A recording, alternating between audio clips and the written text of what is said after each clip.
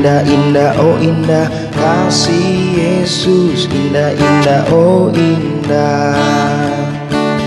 Lebih indah dari pelangi, lebih indah dari bintang di langit, lebih indah dari bunga di taman, oh Yesusku.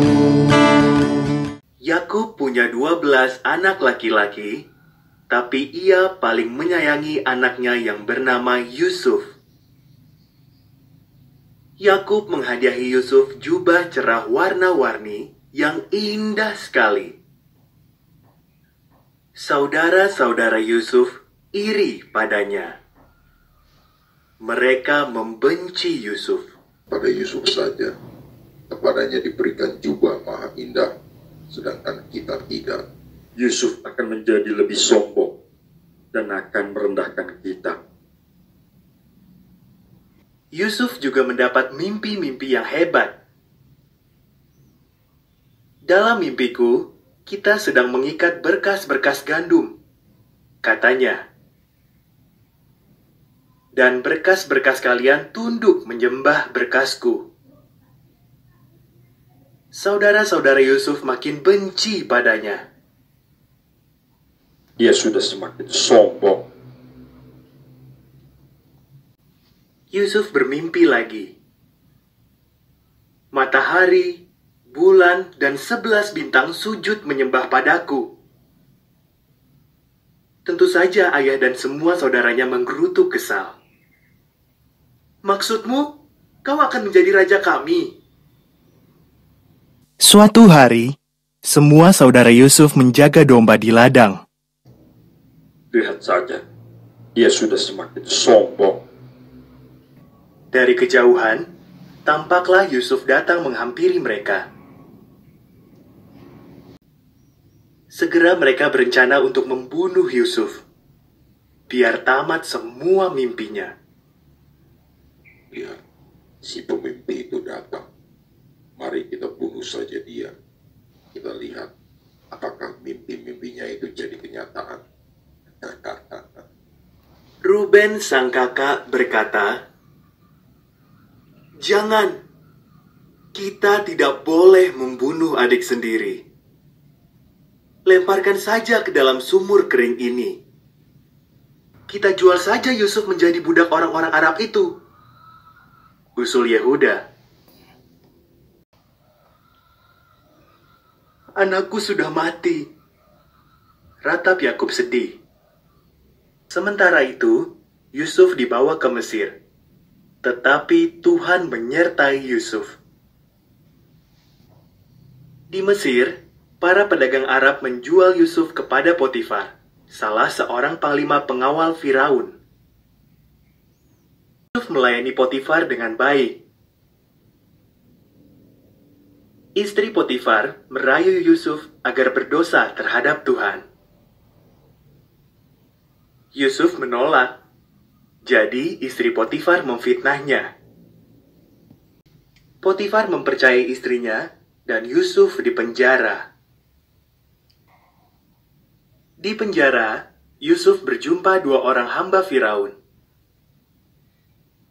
Mereka bermimpi dan Tuhan menunjukkan maknanya masing-masing kepada Yusuf. Penjelasan Yusuf menjadi kenyataan. Juru minuman Firaun dibebaskan, namun juru rotinya dihukum gantung sampai mati.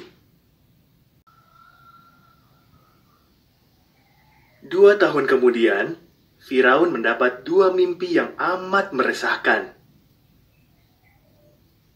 Juru minuman itu ingat semua bantuan Yusuf dan bercerita kepada Firaun. Firaun pun memanggil Yusuf dan menceritakan mimpi-mimpinya. Tuhan menunjukkan arti mimpi Firaun kepada Yusuf. Selama 7 tahun, makanan akan berlimpah ruah, kata Yusuf. Jadi simpanlah makanan, sebab sesudah itu akan datang 7 tahun kelaparan hebat. Firaun amat kagum akan hikmat Yusuf. Maka diangkatlah Yusuf menjadi pimpinan tertinggi urusan penyimpanan makanan. Saudara-saudara Yusuf pergi ke Mesir untuk membeli makanan. Mereka sujud kepada Yusuf, namun tidak mengenali dia. Saat Yusuf melihat mereka sudah berubah, Yusuf memberitahu mereka siapa dia sebenarnya. Saudaranya ketakutan. "Kalian ingin mencelakakan aku," kata Yusuf. "Tapi Tuhan memakai itu demi kebaikan kita. Mari, bawalah seluruh keluarga kita ke Mesir. Di sini ada banyak sekali makanan."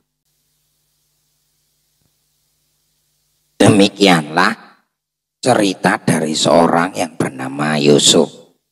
Mas Bowo akan memberikan kesimpulan dari cerita tersebut.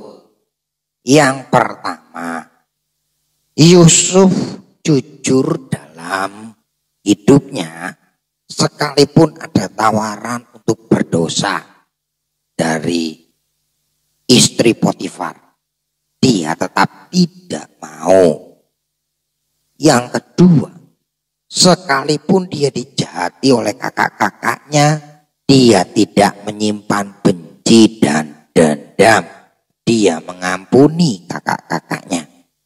Yang ketiga, Yusuf hidup berkenan di hadapan Tuhan, sehingga Tuhan mengangkatnya menjadi orang hebat. Jadi kalau adik-adik, anak-anak mau jadi orang hebat, harus hidup berkenan di hadapan Tuhan seperti Yusuf. Hidup jujur dan juga jangan membenci atau menyimpan dendam pada siapapun yang menjahati kamu. Karena Tuhan turut bekerja dalam segala sesuatu untuk mendatangkan kebaikan. Cukup sekian. Sampai ketemu lagi.